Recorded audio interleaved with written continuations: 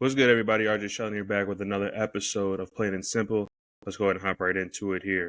What a horrible week for Wisconsin sports. Let's go ahead and start here with the Green Bay Packers. They lost 13-10 versus the Cleveland Browns. Jordan Love was 18 of 25 from the field, 183 yards throwing, 1 touchdown, 1 interception. Josh Jacobs had 16 carries for 30 yards. Matthew Golden had 4 receptions for 52 yards. Josh Jacobs also had some receiving yards as well with 44 with 5 receptions. Tucker Kraft had 3 receptions for 29 yards. Romeo Doubs had 2 catches for 25. Wicks had 2 for 21. And John Fitzpatrick, who was our only scorer in the third quarter, went ahead and had a touchdown. And we kicked a field goal in the second quarter. I asked you guys, or I asked the world, are the Packers a team that can go ahead and do the same thing that they did at home on the road? And we clearly saw that this game, that there was no sense of urgency to start right off the bat. We didn't score in the first quarter. We moved the ball down the field. The connection between Jordan Love and Matt LaFleur in regards to getting the plays of what they need for him to go ahead and execute were definitely there in the first quarter. Second quarter, we definitely should have went ahead and scored, but we ended up kicking a field goal. Third quarter, we definitely get that touchdown with Fitzpatrick. And then obviously the fourth, we don't score. This whole game was a very good indicator that we still need to go ahead and have Jordan Love play efficient football. Yeah, you can go ahead and see the stats that he was 18 of 25, probably over 60, if not 70% for throwing. But it's just key situations, right? We looked at the times where the O-line, you can say banged up, yes, but you plug and place the guy to go ahead and do what they need to do to go ahead and build a wall for Jordan Love to throw. And we saw prime time where we needed to go ahead and have a play that Jordan Love got lackadaisical and went in through an inexcusable interception. Not only for us to go ahead and possibly close the game out, but for us to go ahead and be up 13-10 or maybe score a touchdown being 17-10 at that time. And you also have to go ahead and put into this game as well. What are we doing play calling wise with Matt LaFleur throughout this whole game? It was very shocking to me to see some of the calls that were being made. Not only the interception that Jordan Love threw that was mind-boggling, but you saw that you were getting the ball in Josh Jacobs' hands in different ways.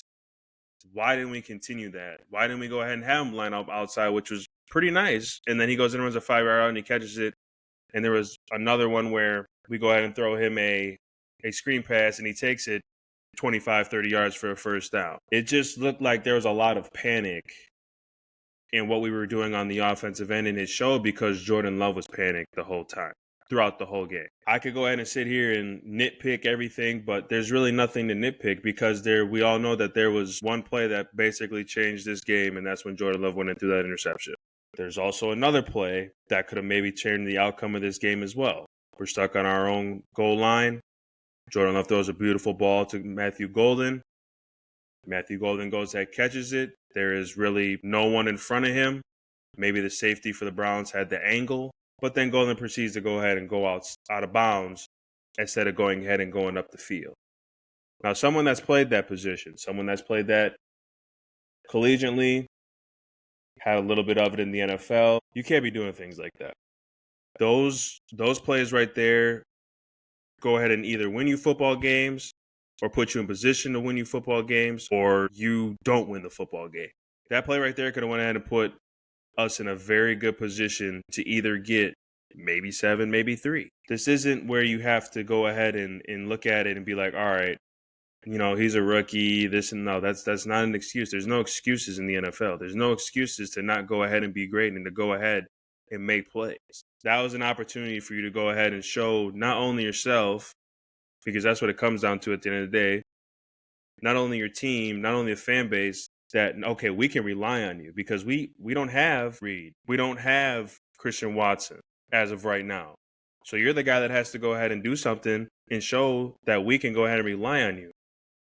He had a great game, but that play could have went ahead and sealed this game. So we were just very lackadaisical on the offensive end. We weren't ready to play. We were scared from the jump. Granted, the Cleveland Browns always have a very good defense, but there's no excuses for that. We are told by other people within the media that we're a top team in the NFL. So play like a top team in the NFL. The offense looked very bad this game, and hopefully we can turn this around when we go ahead and play the Cowboys. This was not it. This was, a game where you're like, oh, this might be a trap game. We shouldn't be thinking like that. We shouldn't be thinking that trap games should be even in our repertoire when it comes to this year, especially what we have. I mean, you look at the defense. They went ahead, total yards in passing, 125 yards, and they held Cleveland Browns team under 100 yards rushing as well. They had 221 yards, and they didn't score anything within 3 quarters until the 4th quarter. So the offense and the defense has to go hand in hand.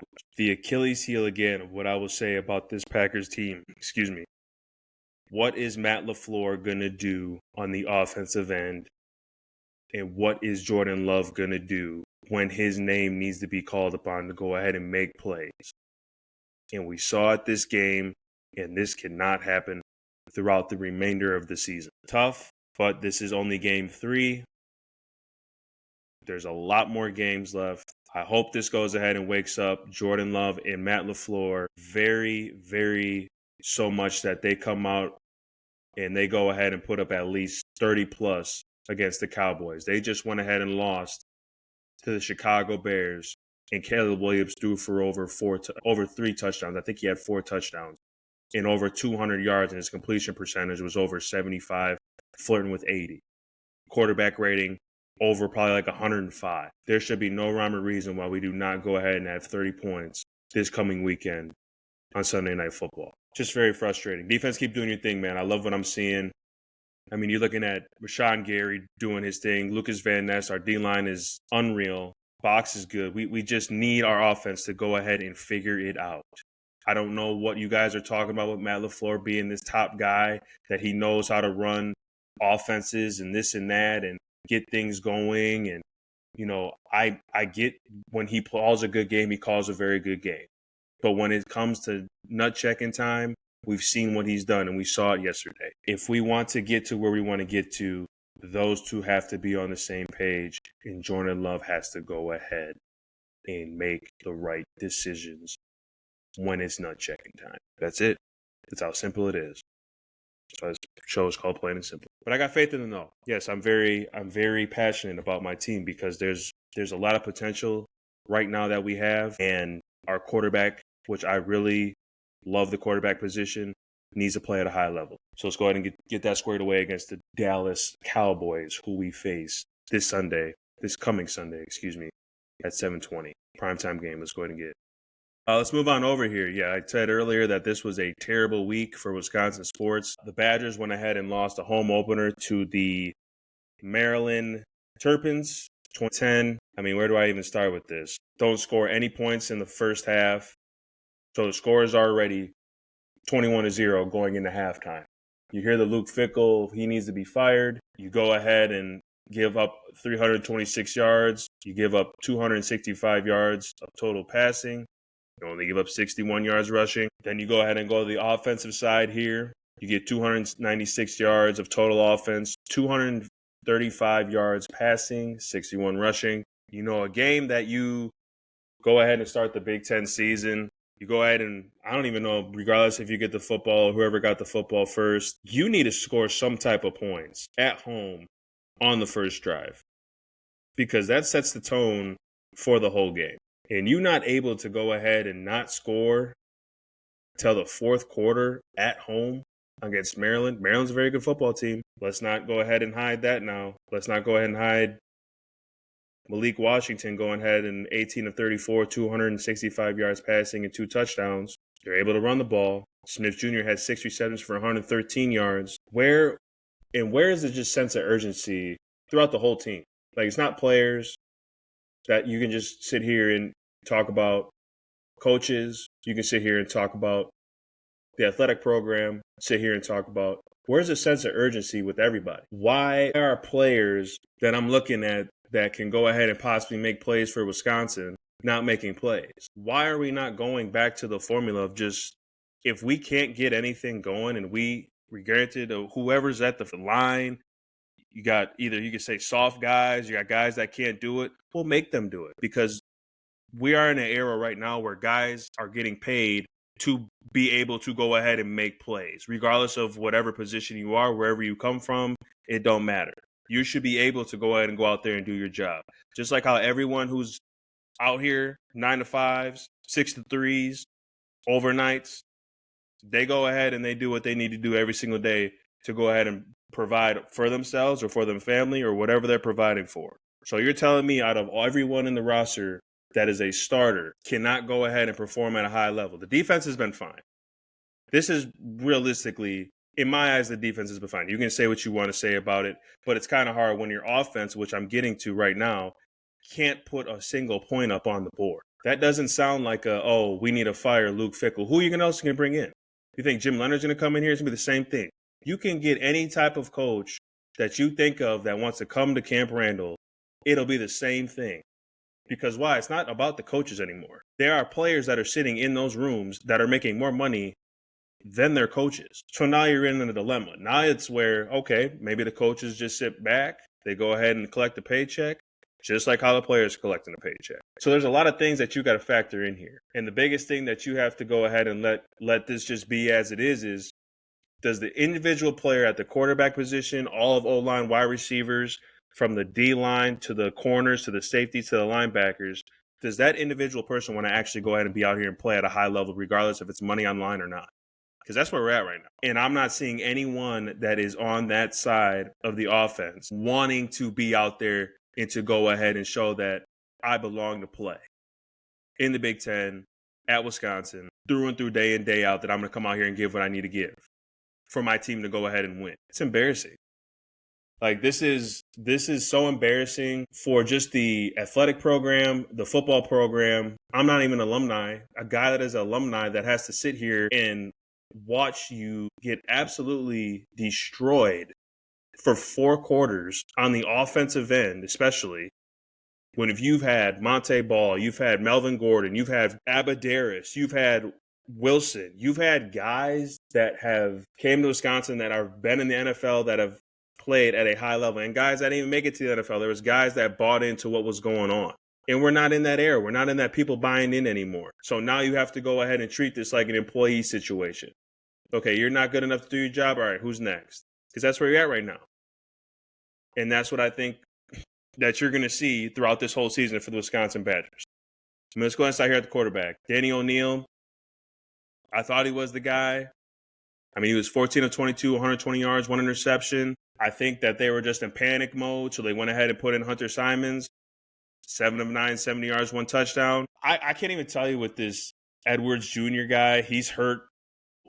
Why even go ahead and put him in if he's going to give you 1 snap? I mean, he was playing Maryland, so he probably wanted to, get in, but clearly he wasn't ready. So you just look at this. This is the primary position that you need to play at a high level every single day, that you step on practice field, outside the field, on the field on Saturdays. So I would say right now that you got to battle it out between O'Neal and Simons. Simons looked really good. I mean, he's the only one that scored the touchdown. Granted, it's garbage time because the game is already over. I mean, the game was over within the first half. So I can expect to probably see both of them going back and forth this whole year. I would just take Edwards Jr.'s out of it. What's the even point of having him in the lineup to play? Going to the rushing, I mean, Dupree and Jones, Dupree having 14 carries for 52 yards. Jones having 6 carries for 20 yards. Like, when's the last time that you've seen a running back stat line like that for the Wisconsin Badgers in the first Big Ten game? It's unreal. It's kind of crazy to see where just this aspect of the offense is right now. And maybe like I said earlier, maybe guys are just happy to go ahead and put on a uniform. Maybe guys don't really care about getting better every single day. Because this is crazy. This is crazy that there's no way that you don't have one guy at least over 60 yards or at least 100. They got to figure that portion out. And the O-line, they should be really embarrassed of what they did this past Saturday. I'll tell you that much. And then obviously you have your wide receivers doing what they need to do. Kikahuna, 5 receptions for 77 yards. Anthony the second, 3 for 46. Mason had 5 receptions for 45. Those are your 3 guys. Those are your 3 guys that they have to When there's time to go ahead and throw the football, they have to be your primary guys to go ahead and make sure that this offense has a chance to be in a football game. So it's just a tough one. And it doesn't get any easier from here for the Wisconsin Badgers. Like, you go ahead now and head over to Michigan, and if you want my honest opinion, you're probably going to get dog walked by 70 points. And I'm not exaggerating when I say that. The spread might be where Michigan is probably going to be favored probably by 30.5. Then you have Iowa coming after that to Wisconsin, and then you have Ohio State after that. And then you have Oregon in the last month of October. That O-line for the Wisconsin Badgers needs to figure it out very fast, because if they don't figure it out very fast, it's not looking good. So we should see, man. I mean, I'm kind of appalled on just what I'm watching. Where is the sense of urgency? And that's all I'm going to say. Kind of sick to go ahead and talk about the football teams like that. But to end on a high note, Brewers won their third straight NL Central title.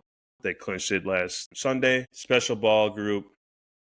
This is really the kind of only thing that kept me insane on Sunday and the weekend, just due to watching just our Wisconsin sports. We just got to keep playing ball, man. I mean, this is just a fight type of atmosphere in that locker room, on the field, guys competing, guys wanting to go ahead and make the big play when their name is called upon, and I'm all for it. I love this group that we got.